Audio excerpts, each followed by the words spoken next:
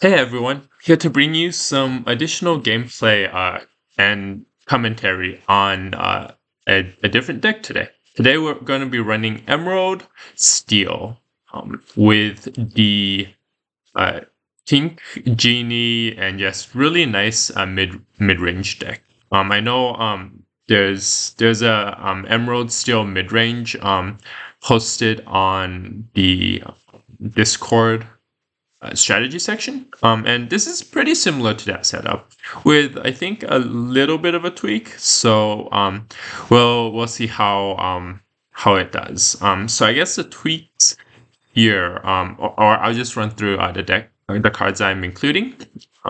So we have in Emerald. We have 4 copies of Cruella. Always nice. 4 copies of Cheshire Cat. If I can find the Cheshire. There he is. 4 copies of Mickey. Great. 3 drop, 3/4. 4 copies of Peter Pan. Evasives. 4 copies of the Beast. That combos pretty well with Tinkerbell or just a really nice rush card. And then 4 copies of Genie. So that's 8 uninkables already. And then we're going to be adding to that 3 copies of Fire the Cannon in steel, some more uninkables, 4 copies of Simba, just for to get you out of that trouble. Sometimes if you have a bunch of uninkable cards, you can just loot them away. And then we have 4 copies of Beast's Mirror, which is really nice, especially if you start running out of cards. 3 copies of Hercules. Here, 4 copies of Smash. Once again, for just removal. 4 copies of Tinkerbell, the small one, along with 4 copies of the Tinkerbell Giant Fairy. And then 2 copies of Captain Hook. Here. So that essentially leaves us with 11, 12, 13 uninkable cards. We're trying to aim for around 12 uninkable cards. But if we included 4 copies of both Fire the Cannons and 4 copies of Captain Hook, that ends up being 16. So we end up taking out 3 copies, 1 of the Fire the Cannons and 2 of the Hook, just to try to cut down a little bit on the uninkable cards here. And then we have 4 copies of Beast, just in case opponent has some annoying items. And then 4 copies of Mickey. Kind of like late end game, you want some protection. You got a nice, if I can find a Mickey. Here he is. You got a nice bodyguard unit there. So it's pretty much the Steel Emerald mid-range build. I think really the modifications I made with this is just reducing some copies of Fire the Cannons and Hook. Just because I think between Fire the Cannons and Hook or Beast and Genie, Beast and Genie just kind of are better. So, all right. Without further ado, let's go into some gameplay. Hopefully we won't have to wait too long. And once again, I'm not going to really just showcase the games I win. I'm just gonna hopefully play 2 games and showcase if I win or lose them. Well, if I end up losing both, I want to try to at least include a game where I win. So hopefully things turn out well. So let's go into it. Steel Emerald Tink.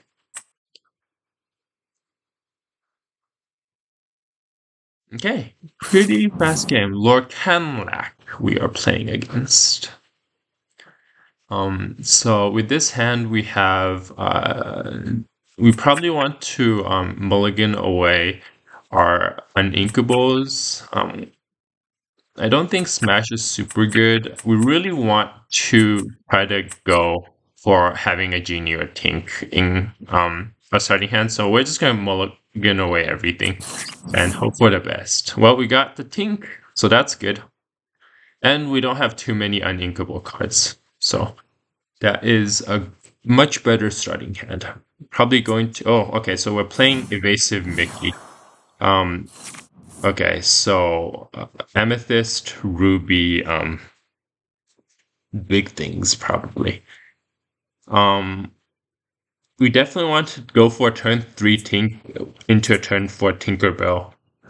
We don't foresee any need for Beast in case, unless opponent happens to have Magic Mirror. We don't have any turn 1 or turn 2 plays, so we just pass. Next turn, I don't think we'll need a Cheshire Cat unless we want to race them. They have a Donald. It's fine.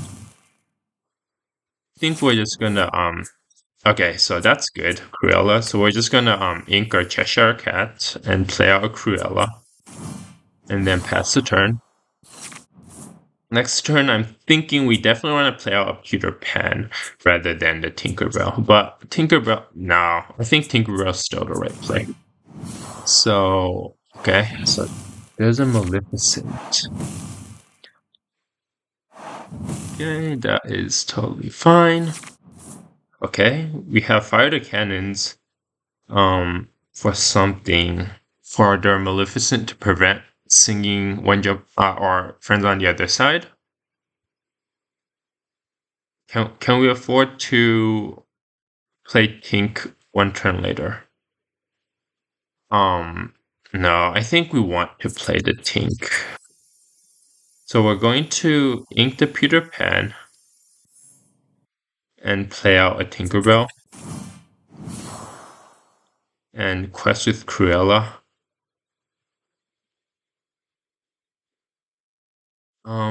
Never. I probably don't want to because opponent can run both Pascal and Donald into Cruella. But if they do that, I'll still be okay with it. We probably won't play our Tinkerbell then, so we'll pass. Okay, so right now we're threatening shifting onto a Tinkerbell. So even if they do sing with Maleficent, we're kind of okay with that, yeah. So we're kind of okay with that because we can just shift onto the Tinkerbell, kill the Maleficent, kill the Pascal, and then ping the Donald and kill that. So we can essentially wipe their board, which is a fair trade for opponent being able to sing out friends on the other side, in my opinion. It's fine. Let's see what opponent does with their 3 or 4 ink. Rafiki. Okay, great. In that case, we are going to ink a Hercules, shift out the Tinkerbell,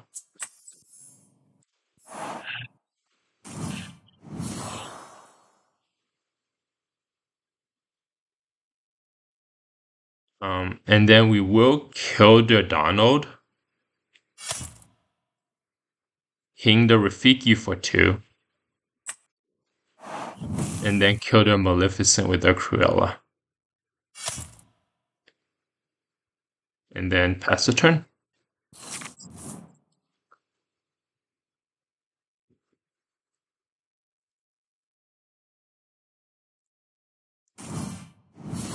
Okay, they're gonna run into a Tinkerbell, which is fine with us. That's a 1-for-1 trade, and they don't have any board presence anymore.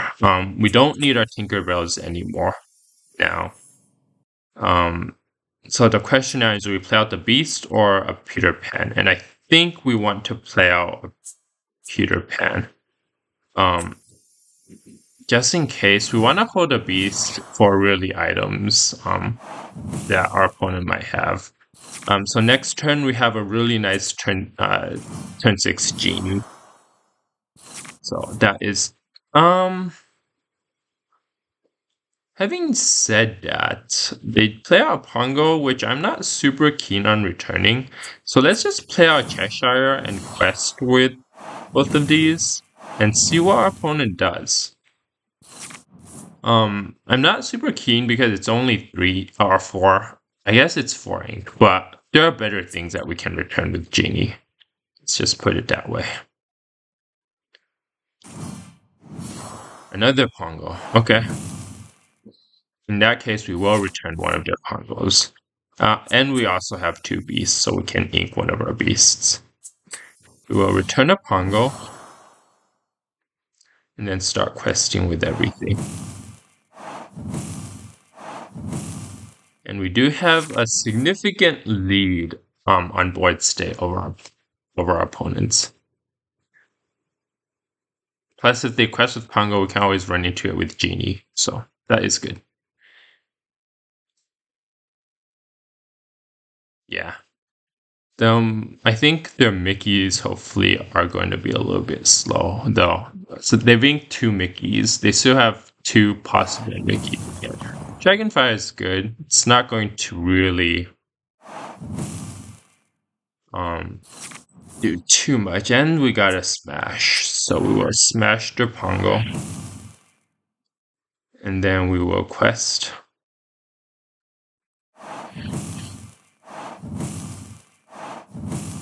And pass the turn. Hopefully they have nothing better to do than play out another Pongo.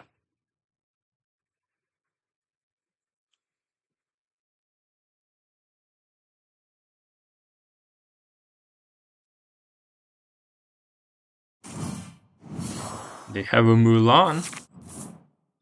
I mean, they can run it into a Cheshire Cat, I guess. We'll play out the Beast just to have some threatening war, and we will quest with everything.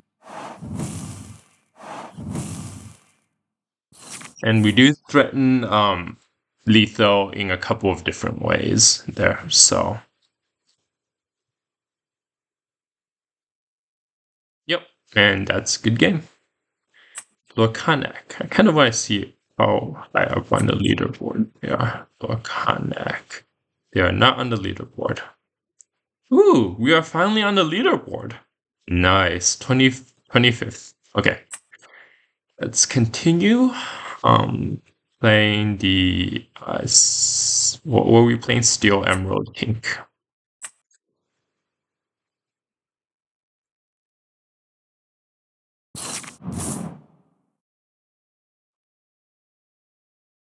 Okay, so we got a Tinkerbell, a Fire the Cannons, Beast's Mirror. Maybe this game we end up mulliganing away this, and so we have some really fast plays, and hopefully we end up utilizing the Beast's Mirror this game. Though we really do kind of want to grab the Giant Ting, so maybe we'll go like this, and let's see what we end up getting. Okay. Captain Hook with Fire the Cannons, that's always nice. Simba, as a potential turn 1 play if opponent doesn't play anything out. Totally okay with that. Okay, well, do we play the Simba or Fire the Cannons? We probably play the Simba. So we're going to. We probably want to play the Tinkerbell on turn 3 rather than the Mickey. So we will ink this and play out the Simba. And loot a card. Do not need a Mickey, so pass the turn. That way, at least we got something on board to engage in Maleficent with.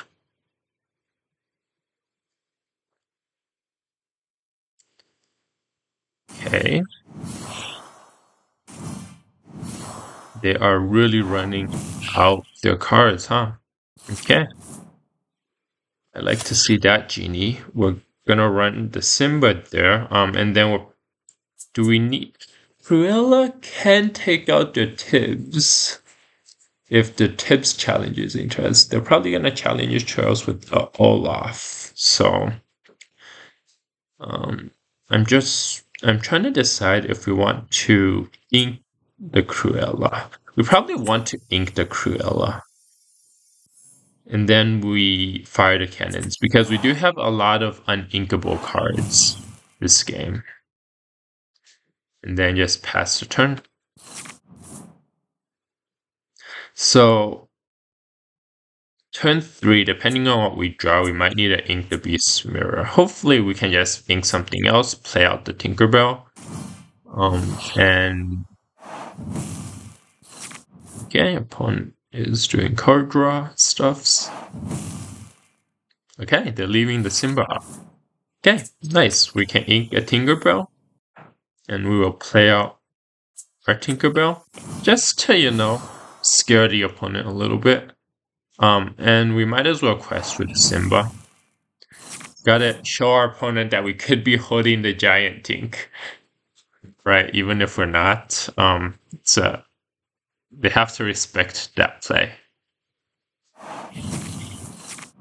Okay? The fact that they quested Maleficent means I feel like I can run my Tink into the Maleficent. Don't need the beast, we've learned. We're gonna run the Tink into the Maleficent just to prevent them from doing too many more singing shenanigans. We'll continue to quest with Simba. He's really pulling his weight. And we'll play out a Captain Hook and return the cannons back to our hand. And pass the turn.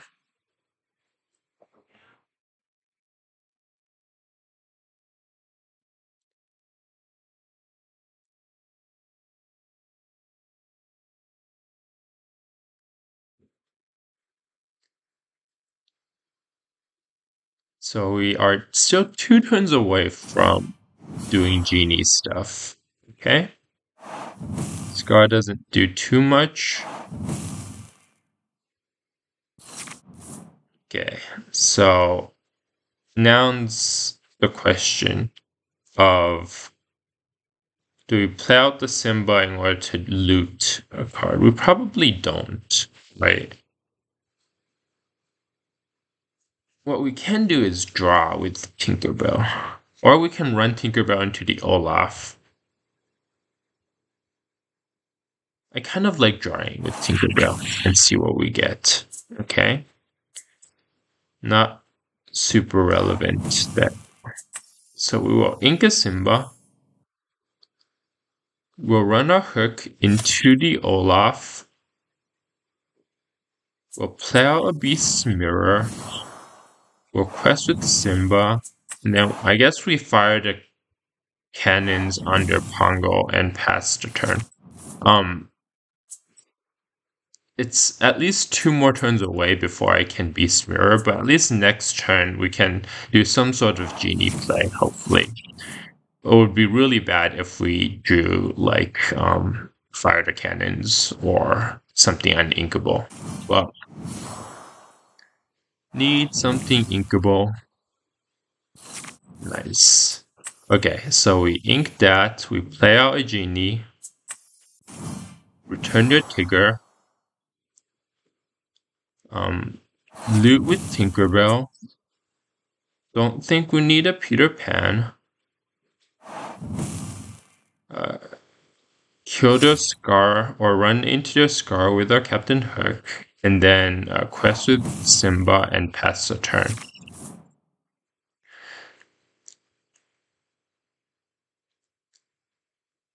Okay, so we do have a way to take out Pongo, which I will be more than happy to do. Or we could take out no. We play the genie, return the Tigger, kill the Pongo, and then loot. Nice. Keep the genie, and then quest, and then pass the turn. 3 genies. Pretty good.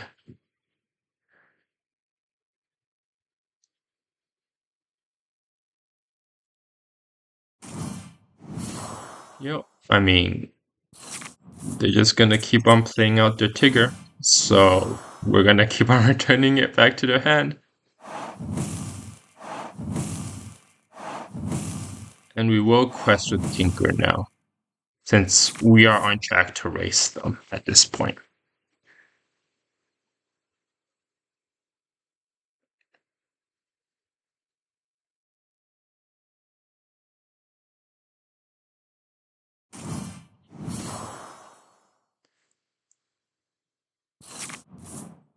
Okay, well, we don't need another Beast's Mirror. We're gonna quest with our 3 genies. And the Simba. And questing or not with our Tinkerbell isn't gonna make a difference, so we're just gonna draw. Gonna get rid of a beast. We're gonna smash the Tigger, and then we're gonna draw a card. And then pass the turn. Probably could have inked, or maybe we already did ink something, but I don't think they have a way of getting rid of everything on our board. Sure. Yeah, it's a little bit of looser play. What I probably should have done is play out the beast, rather than do all the shenanigans with the Tinkerbell and stuff. That way we have a guaranteed non-exerted 2 lore. But this is good enough. So this showcases the strength of Steel Emerald. You got the Tinkerbell that can wipe the board that we've seen in our first game, and then we got the Genie that can just earn us a bunch of turns that we've seen in the second game. So hope this was informative, and take care. Have a great day.